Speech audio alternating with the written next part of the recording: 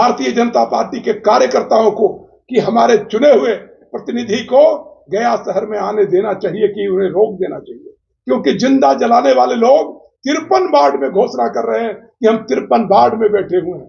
मतलब कोई वार्ड सुरक्षित नहीं है जहां हमारे मंत्री जी बिहार सरकार के गया में प्रवेश करें और सुरक्षित रह जाए। ये चिंता की बात है।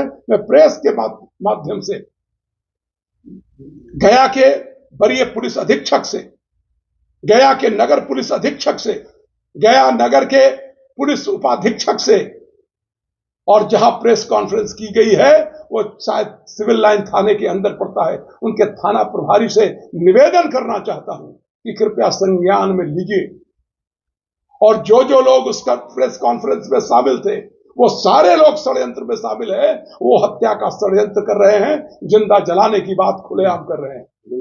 ये तो तालिबानी मानसिकता है जो अफगानिस्तान में है, या सीरिया में जिस तरह से लोग, कश्मीर में जिस तरह से लोगों को जलाने की बात की गई, वो गया में भी वैसे मानसिकता के लोग आए हैं, क्योंकि वैसे लोग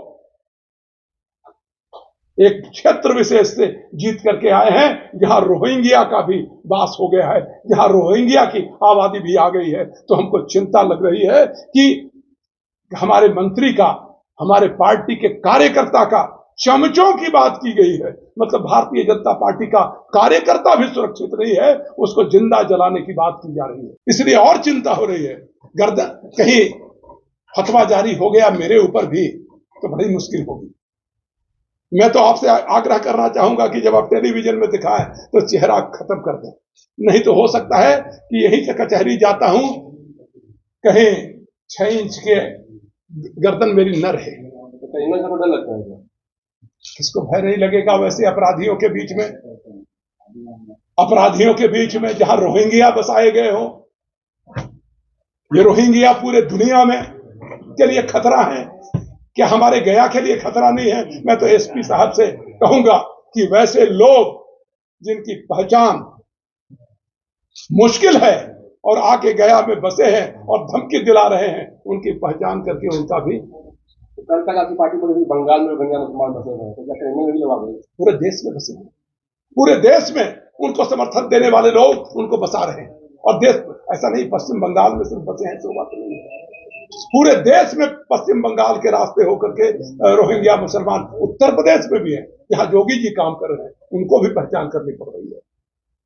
और वैसे लोग, बिहार में आपकी सरकार है तो क्या लगता है जांच होना चाहिए करीमगंज में? आपकी नहीं सरकार है, आपकी सरकार नहीं है क्या बिहार में? ये जो सरकार समर्थन के साथ आपकी नहीं, ये सरकार जो है वो हमारे पत्रकार मित्रों की नहीं है, आपकी भी सरकार है। ये सरकार सबकी है, जिन्होंने वोट दिया है उनकी भी सरकार है, जिन्होंने वोट नहीं दिया है उसकी भी सरकार है। की आप बात करें वहां तो सरकार आपको उनके लिए भी चिंता की बात है, उनके लिए भी चिंता की बात है कि वहां एक काउंसलर निर्विरोध जीतता रहा, उसका क्या चरित्र था उसके बारे में सब कुछ मालूम है सबको, और उसने किसके लिए खाली किया? जो अपहरण कांड का सरगना रहा था और जिस पर मुकदमा दर्ज था। मैं ये नहीं कह रहा हूं एक्यूटल, बिहार सरकार को तो मैं मांग करूंगा कि वैसे केस में जिनमें एक्यूटल हुआ है, अपील अगेंस्ट एक्यूटल दाखिल होना चाहिए। जो बलात्कार का पॉक्सो एक्ट का पटना में मुकदमा दर्ज हुआ था, उसमें सरकार को चाहिए कि ऐसे घनघोर अपराधी जो छूट जाने के बाद, न्यायालय से छूट जाने के बाद सरेआम धमकी दिलवा रहे हो, पीठ बगल में बैठ करके, और अगर धमकी दिलवा रहे हैं तो उन पर फिर से ट्रायल चलना चाहिए, अपील अगेंस्ट एक्यूटल दाखिल होना चाहिए।